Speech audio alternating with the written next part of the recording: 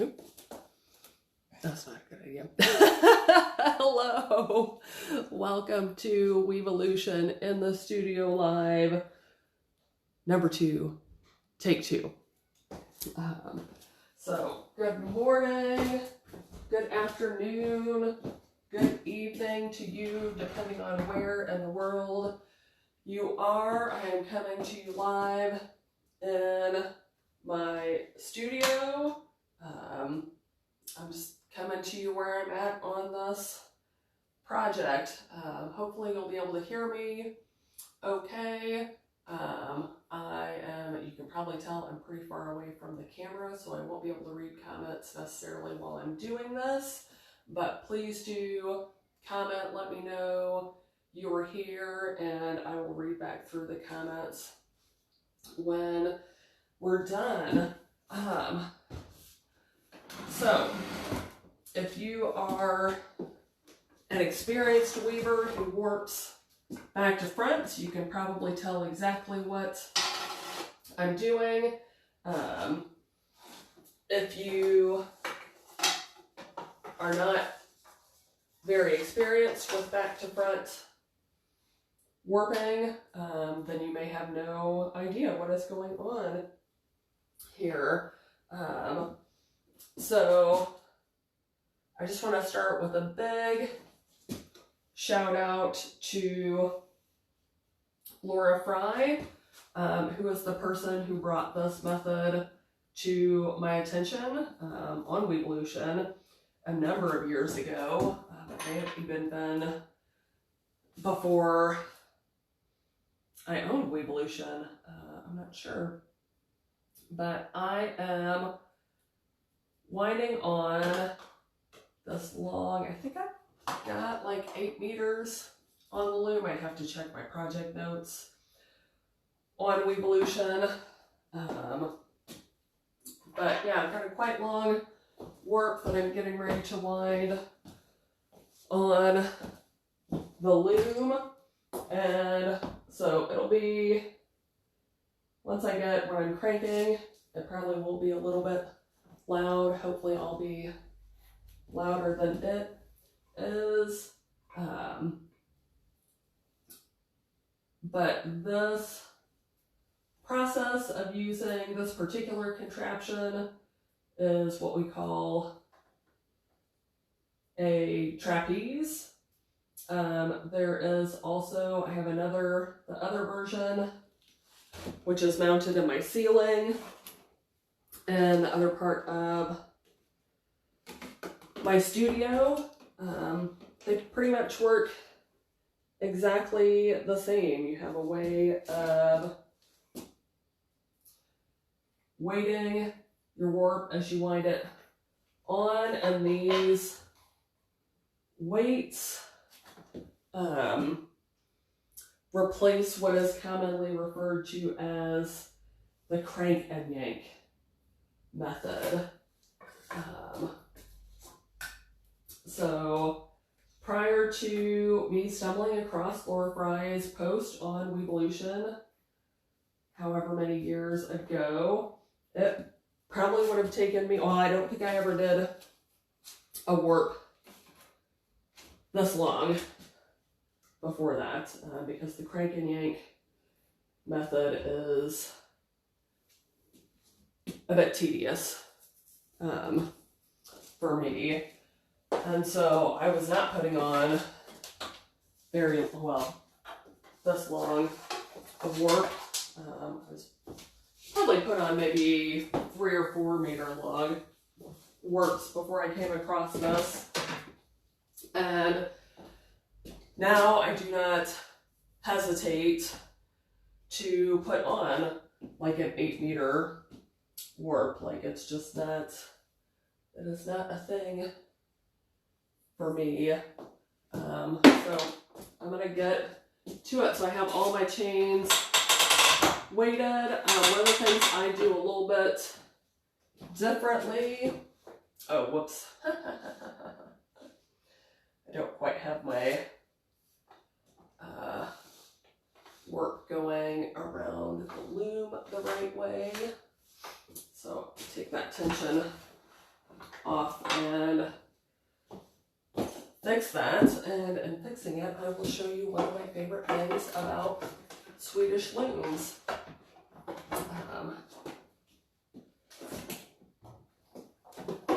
And that is that Swedish looms are very modular, and pretty much everything comes off easily. So I just need to pop the trapeze up for a sec, so I can pop this off, because I actually need the warp going under there. Now, this is not normally how I would do this, and I may not be able to accomplish it this way. No, I just need to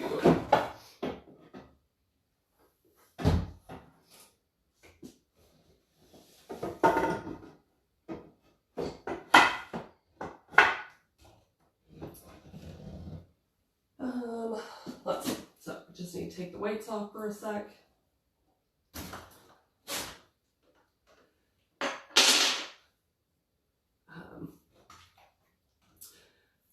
So yeah, as I was saying, this method, especially when done correctly, helps me get really long warps on the loom really easily in a way that is super fun and manageable.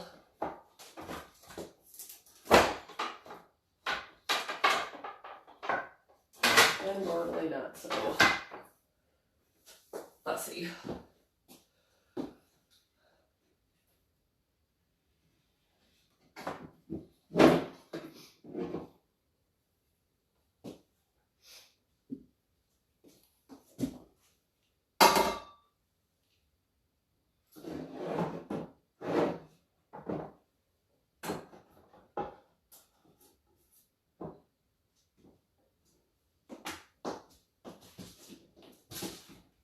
I don't like having my shoes on in the studio, it just doesn't feel right.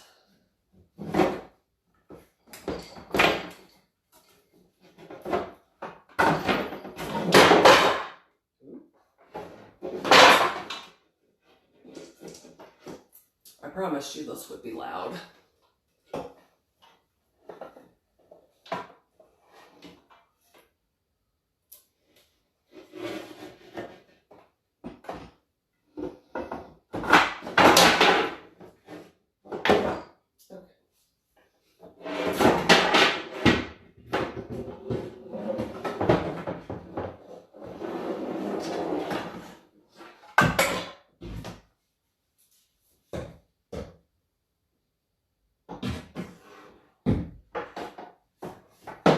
Now you can see why my plan was to do that bit off camera. Anyhow, we'll be back on track in one sec. But this is good because now you can see exactly how the process works. So, there we go. I have to say, I know one of the things that prevents people from warping their looms is they're afraid about doing something wrong in the warping process. But I mean, as you can see, like this, you know, my first attempt at beaming this on did not go perfectly, and that is going to be just fine. It is all going to come out in the wash. So since I've elongated the path that the warp is taking, I just want to move these hair ties. I will say, I think most people who use this method use rubber bands. As you can tell, we have a lot of hair in our house. I have thick, long hair, so when I use hair ties, I have to use the really thick hair ties. And so that's actually what I use to connect my weights to my warp, is the thick, I don't even know if they still do hair ties that have like the metal bit in them. I use what they used to call, what they may still call, the snag free hair ties, because I just have too much hair to get caught up in those metal bits. But yeah, all right, so we're really gonna get some action going here, folks. I appreciate you all sticking in here with me while I redid that. Okay, there we go. Now, there is one thing that I do differently. A lot of people will leave their, well, I think most people leave their leaf sticks on this side of the reed and transfer them after the warp is wound on. But I learned from Joanne Hall how to transfer the leaf sticks while rough slaying the reed. And so that is what I do. Let me give this a little bit of a snap and tighten that up a little bit more. Might need more. I need to move that up. So the great thing about this method is that you get nice even tension without, you'll see once I actually get going, without a whole lot of moving back and forth on the loom. I'm messing with this a little bit more than I normally would to get it started. I think I just need to get that twist out because I'm not happy with the way some of the, give that a bit of a snap and see what happens. I can see there's several threads that are loose. So it is worth taking your time as you get started to make sure, as long as you're happy with the way everything is tensioning up and going in the beginning, then you'll be happy with it all the way through.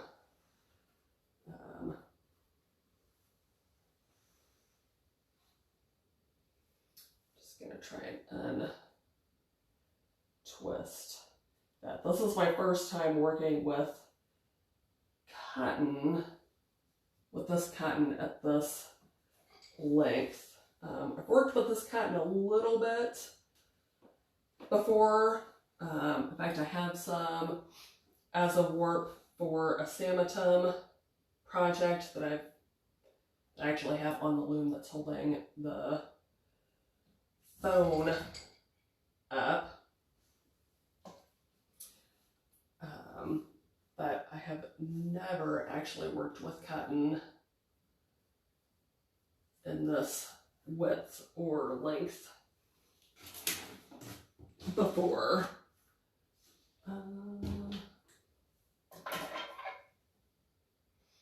And you may be able to see I have a couple different types of S-hooks here, which is providing the link between the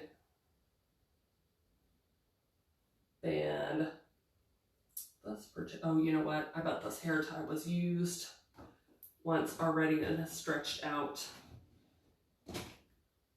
more than the other ones. It's not tightening up enough around these warp chains. So I'm really excited about this project that I'm working on. For those of you who know me, you know that I do medieval reenactments as one of my other hobbies, and I am gonna weave up this cloth and eventually turn it into an undergarment for my medieval reenactment kit. All right, so I'm gonna have to keep an eye on that and see if that stays there or not.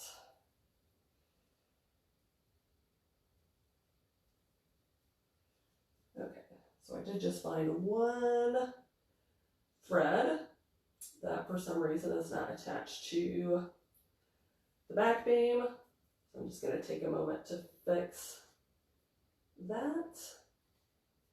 And then we really will be moving along. But as I was saying earlier, the most important thing is to, when you get started with this process, is to make sure that everything is right from the start. And when I say right from the start, it really doesn't have to be, especially if you're working with wool, it does not have to be absolute, complete, and utter perfection. Wool is so forgiving. Okay, that's just a tie. I think I'll have to keep an eye on that and see.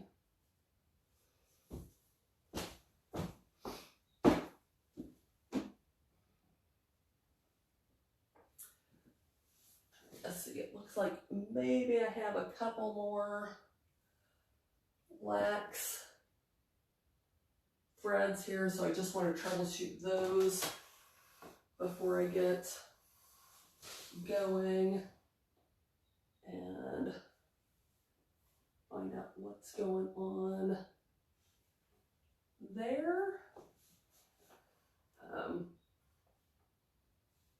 So my purpose in going live in the studio today was to show you all what it's like in my studio, and sometimes this is what it's like.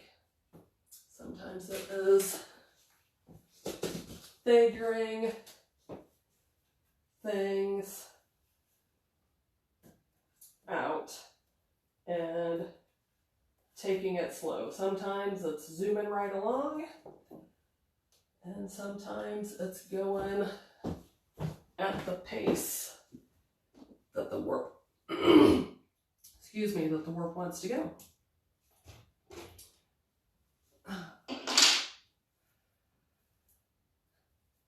And there was totally a time when I would have been really frustrated about this. But thankfully I have learned that there's really not a whole lot of point about getting frustrated when things go wrong. The most useful thing to do is to just figure it out. And I do think I'm just about there. Now, normally I would not really want to be doing this amount of fussing, and I would pretty much guarantee that in a wool warp I would not need to fuss this much. But as you know, cotton is a different fiber. It has different fiber characteristics, and it is its own thing. So there you go. And I really do think as I get a ways on with this, this is totally going to work itself out.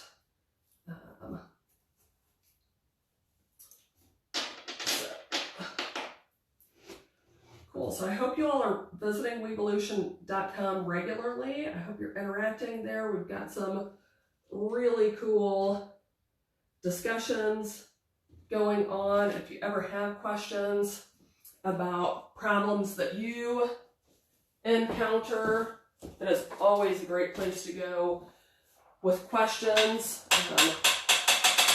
I can't think of a single question about weaving I've ever had that I've had difficulty getting help with and answered on Weevolution. We've got a morning coffee chat going on. That is a place you can just go over your morning cup of coffee. Like, you can go check in there, see what other people are up to, let the community know what you're up to. If you want to share what the weather's like in your local area, that's a great place to do that. If you want to, you know, if you're not thrilled with the weather where you're at and maybe want to see what's going on in other parts of the world, the morning coffee thread is a great place. We actually have like a whole coffee chat group, which is a great place for just general discussions that don't really fall into a specific group. We have much more specific groups. You know, if you're a rigid heddle weaver, there are rigid heddle groups in there. If you're like me and you own countermarch looms and table looms and this and that and draw looms, AVL looms, computerized looms, we have groups for pretty much everything. If you're really into a specific weave structure, we've got groups for different weave structures. We've got groups for people who are doing weaving studies, whether they be, we do have some private groups for some of the certificate studies, like the HGA Certificate of Excellence and the UK Certificate of Achievement. If you're not familiar with those, you can't actually publicly share your studies while you're doing them, which was my least favorite part of doing my own certificate study, was not being able to share outside that group. But for people who are choosing to do those, we do have a private group.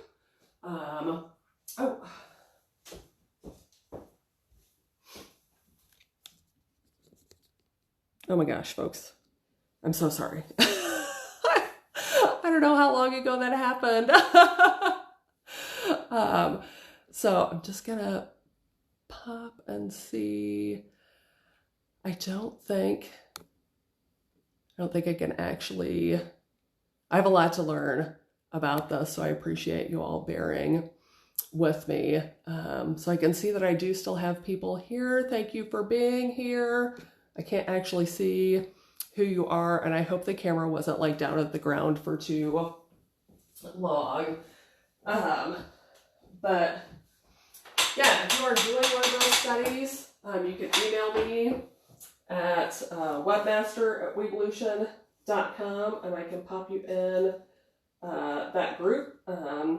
You can, because it's private, you can share there and it will not be seen by any of the assessors. I totally understand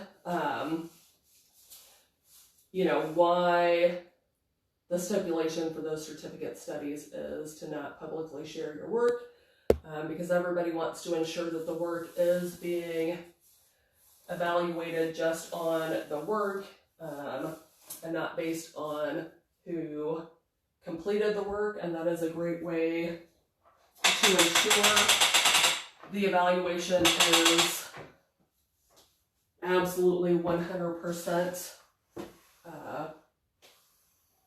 based on the quality of the weaving and the skill involved. But it was really hard for me to do all that learning and all that weaving without being able to share it. Okay. I don't know what is going on with, I'm using a gimbal, and for some reason it must be low on battery. So I don't think it's going to stop doing that. So I'm going to squat down so I can see you guys.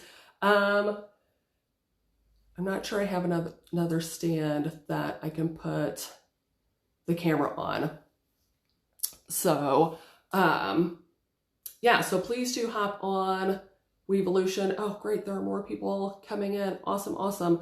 I do want to see maybe if I can get this gimbal plugged in so that will stop happening, or I might just prop this up on the loom itself so I don't have to rely on this thingy that's running out of battery.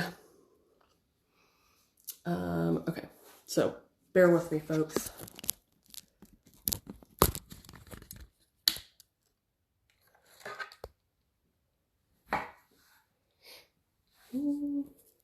Trying to figure out where I could prop you up. I'm gonna bring you with me because I do need to go get some paper to put on the back of the loom. So you probably noticed that as I've been winding on, I have not added any separator to the warp on the back. So the first couple rounds on the back, I don't use any kind of separator. I've got probably just barely more than one layer built up. So I haven't really needed anything yet. I'm hoping this is going to be a halfway decent angle when I get over. You're not really going to be able to see the loom anymore. I apologize. You'll be able to see me. So I'm just now at the point where I'm going to start adding a warp separator, and I might actually have to lug you and leave you here because I need to find one that is the appropriate width. So thank you so much for joining in my live. I hope to start doing these pretty much every Saturday. I can't guarantee what time they will be because our Saturday schedule is not super rigid. It kind of is what it is, and I'll just be coming to you on any given Saturday at whatever point I get in. I may not be here next Saturday because I've got a project I'm coordinating with students at school. So if that happens on Saturday, if it happens next weekend, it's probably going to be Sunday. So I suspect I will be here Saturday.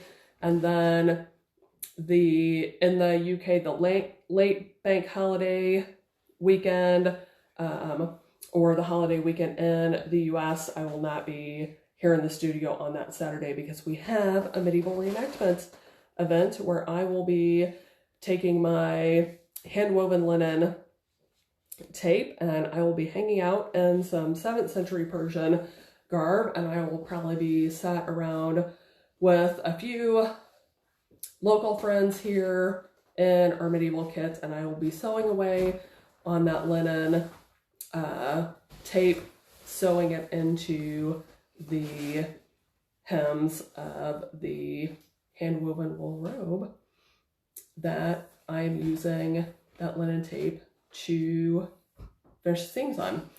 You can find that project on Weavolution.com, and I will put a link in the comments here to that and several of the groups that I mentioned a little bit later today. So thank you all again for showing up. It's not been without technical difficulties, but this is only my second time. As I said, I'm learning how this stuff works. I'm going to get that stand charged up so we don't have an issue with that next time. And I really appreciate you all being here. I hope to see you around in the meantime on Weavolution.com. Hop into that morning coffee chat. Let me know that you caught the live. Let me know what's going on with you. In Laura Fry's Efficient Weaver group, we also have a current thread about what you are weaving. So please feel free to pop into that thread and let me know what's on your loom or what you're getting on your loom. And it's not been active in a while, but I know we do have a whole discussion on front to back or back to front. So if you want to dig that out and let me know how you warp your loom and why that works for you. I'll be honest, I'm not I don't believe that one is better for the other. I think every weaver should try both methods. We have two methods for a reason. Front to back works and resonates with some people, and back to front works and resonates with other people. It's all about what works for you, not what is the one single true right way. That is my very firm belief about everything in life and weaving. So I hope you all have a great weekend. I hope you have some amazing time at your loom, and I look forward to interacting with you all on Weavolution.com. Have a great weekend. Thanks for joining me. Bye. Hey, Mama.